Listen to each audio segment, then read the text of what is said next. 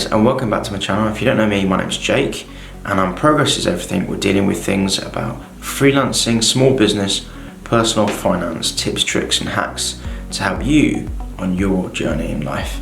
In today's video, we're going to be deep diving into some tips that I use to improve my performance inside of my career and also outside of the career as well. And we're talking specifically about journaling.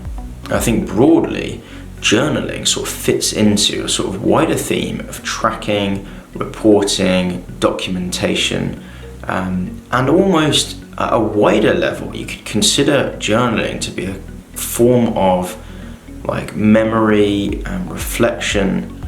I just find it fascinating. So I'm going to give you like a couple of reasons why I started journaling. Number one, memory. I don't have a great memory, and journaling improves your memory. How does journaling improve your memory? Well, you track things that have happened in the past. You're writing notes on things that happened, whether you're doing it in note form, whether you're doing it, in artistic form, whether you're writing it in like long form, paragraphs and things, and you're creating a narrative structure that you can refer back to in the future. This triggers memories that you might have completely forgotten about. And later in the video, I'm going to show you a couple of the journals that I've written from many years ago, and you'll see what kind of things that this can trigger that no individual, very few individuals will be able to remember in detail, like the last 20 or 30 years.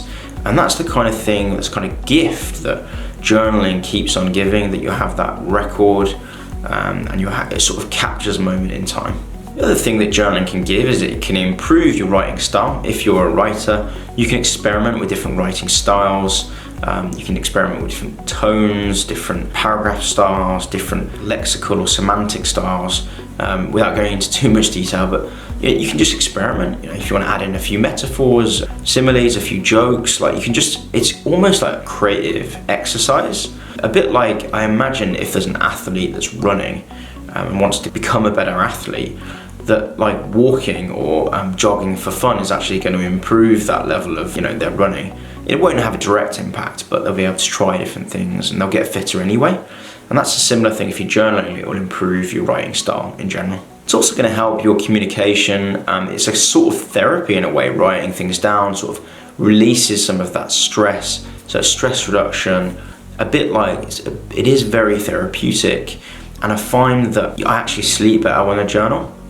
I think recently there's been a sort of trend to start journaling. I've heard some people talk about like morning journaling, but I've been journaling I think over 20 years now, and I find like it doesn't matter when you journal. It doesn't matter if you do it every day, even if you just do it like once a week, even if, but if you feel that you don't have the time, you can start with doing it once a month. And then at the end of the year, you have one for every month and you can look back on that. Yes, I've just got one of my journals here. It's about my time in Portugal.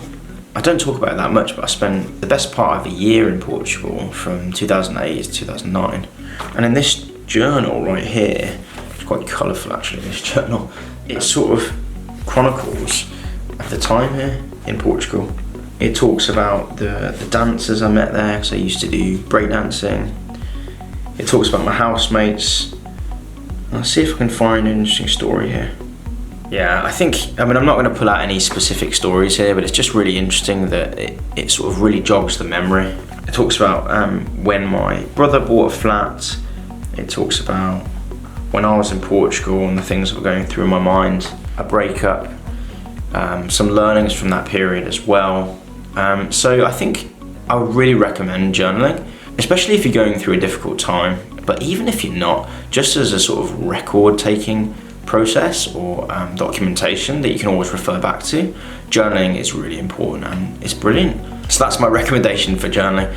And if you're a freelancer, what you can also do in terms of journaling or professional journaling, if you want to talk about it like that, at the end of the week, you can write down the things you've done. You can write down the certificates or courses you've been on, maybe even the people you've spoken to, as a log or as a record that you can just keep for yourself, but you can also refer back to. And I see that's sort of similar as journaling, but from a professional point of view. So if you don't like journaling for yourself, for your personal life, then you can consider it in your professional life as well, just as end of the week type logs. Alright guys, that's everything for this video. I hope you enjoyed this video. I'm going to be doing more videos on freelance tips and little tricks that I advise. And I think journaling and log taking is very good psychologically, it's good professionally as well. And as mentioned, I think it's good for documentation. If you've done some journaling in the past, let me know what you think about it and would you advise it for other people? Let us know your experience in the comments below. Also, from a professional point of view, what have you done there in terms of logging your activities? What do you do at work? What do you do with your clients? Let everybody know, or let the community know in the comments below. If you have any problems, if you're looking for some advice, let me know, professional advice of course, let me know at my email, progressiseverything@gmail.com, and I'll try my best to get back to you.